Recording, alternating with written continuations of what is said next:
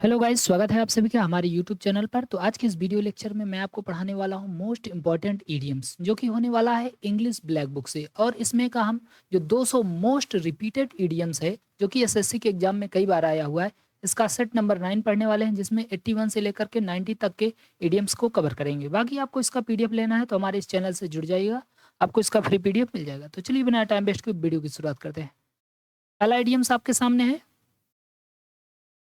To hit the sac, यानी सोने की तैयारी करना। अब इसको याद कैसे करेंगे, क्योंकि इस वीडियो को बनाने का मात्र एक मकसद होता है कि आपको याद कैसे कराया जाए। देखो, सैक का मतलब क्या होता है? बोरा। और हिट का मतलब क्या होता है? हिट का मतलब मारना। तो जैसे मान लीजिए आपने अपना बोरिया बिस्तरा बांध करके रख दिया है और अब आपको सोना है, तो आप क्या करेंगे?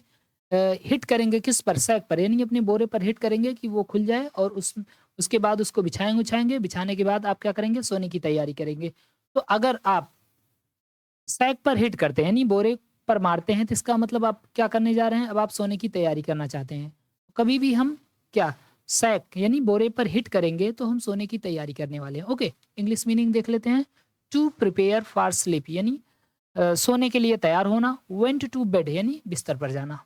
नेक्स्ट इडियम्स आपका है, to keep someone at arm's length. इसका मतलब होता है दूरी बनाना। अब देखो, जैसे कोई आदमी है, मैंने आपके सामने एक आदमी बना दिया, ठीक है। अब कोई आदमी आपसे चिपका रहता है आकर के, आप उससे इरिटेट हो जा रहे हैं, तो उससे आप कहेंगे ऐसा, भाई तुम मुझसे एक हाथ की दूरी बनाए रखो, तुम यहाँ पर खड़े रहो। तो keep someone at arm length, arm length का मतलब हाथ भर की दूरी बनाए रखो, कम से कम दूरी बनाए रखो। तो अपने आप को एकदम चिपकने मत दो, इस व्यक्ति को अपने आप से चिपकने मत दो, इसको कह दो कि तुम दूरी बनाए रखो। क्या बनाए रखो? दूरी बनाए रखो। तो ऐसे याद कर लेना है इसको आपको, कि अगर हम किसी को कहते हैं कि कीप आर्म लेंथ, मतलब हाथ भर की दूरी बनाओ, एट आर्म लेंथ, इसका मतलब क्या है? कि दूरी बना के रखना है। To keep someone at arm length यानी दूरी बनाना।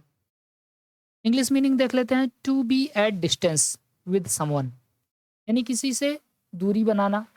Avoid being friendly with someone, किसी से फ्रेंडली ना होना, यानी उसको अवॉइड कर देना। जब दूरी बना लेंगे तो क्या हम उससे मित्रता कर सकते हैं? नहीं कर सकते। अवॉइडिंग टू मच क्लोजनेस, मतलब क्लोजनेस नहीं करना है, क्लोजनेस को हटा देना है, हम किसी से क्लोज नहीं होंगे। नेक्स्ट इडियम्स आपका है, to keep the wolf away from the door, यानी भूखमरी से बचना। कीप अवे का मतलब क्या होता है? कीप अवे का मतलब होता है दूर रखना। और वुल्फ का मतलब क्या होता है? भेड़िया।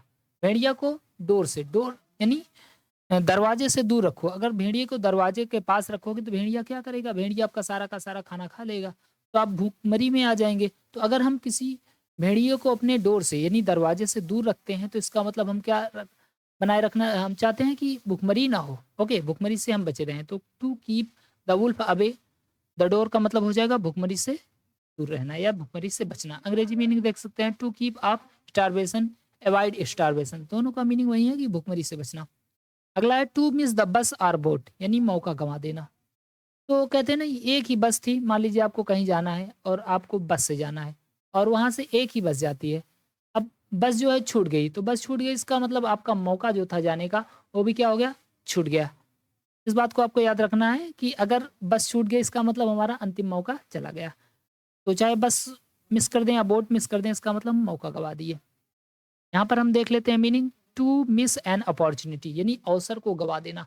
लॉस एन अपॉर्चुनिटी, यहाँ पर भी उसका मीनिंग हो जाएगा अवसर गवा देना।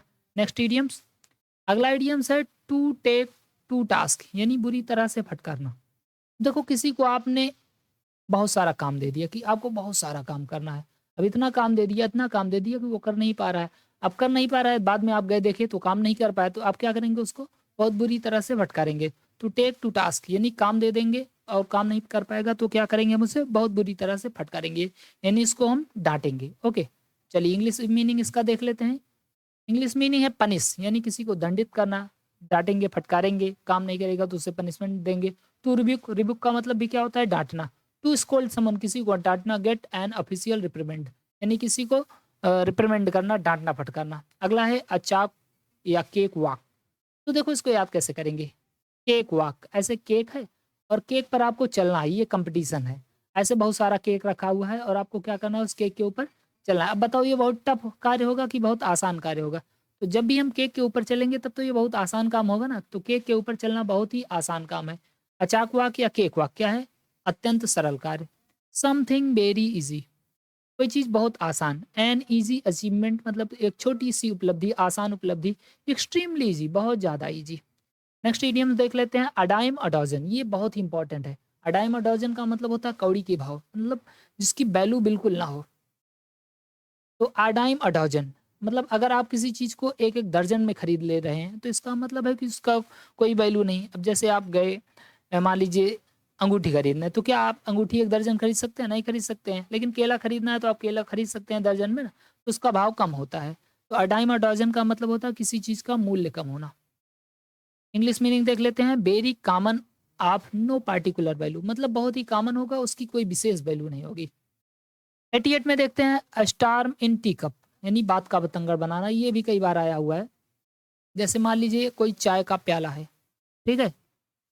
अब कोई आदमी बोले कि भाई साहब चाय के प्याले में आज एकदम स्टॉर्म आ गया है, यानी तूफान आ गया है।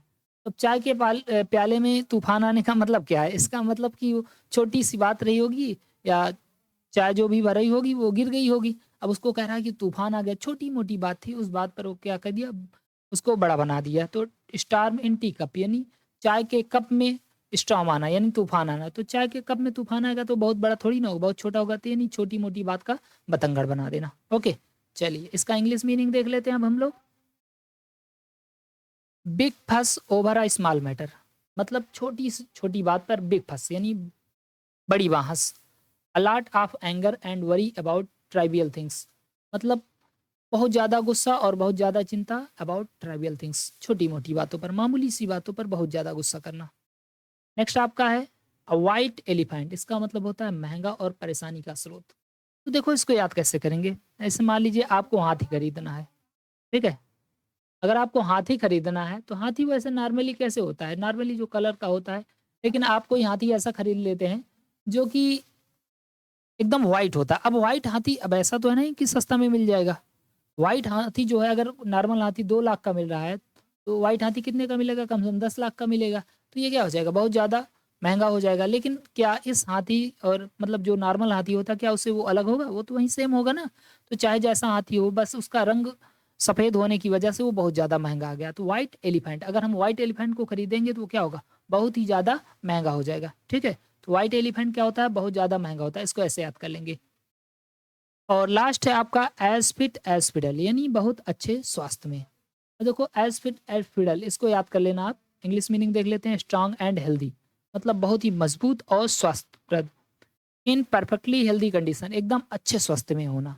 तो गाइज़ अगर वीडियो पसंद आए तो प्लीज़ वीडियो को लाइक करें, नए हो तो चैनल को ज़रूर सब्सक्राइब करें। बाकी आपको इसका फ्री पीडीएफ लेना है तो हमारे टेलीग्राम चैनल से जुड़ जाइएगा। Thank you so much. जय हिंद, जय भारत।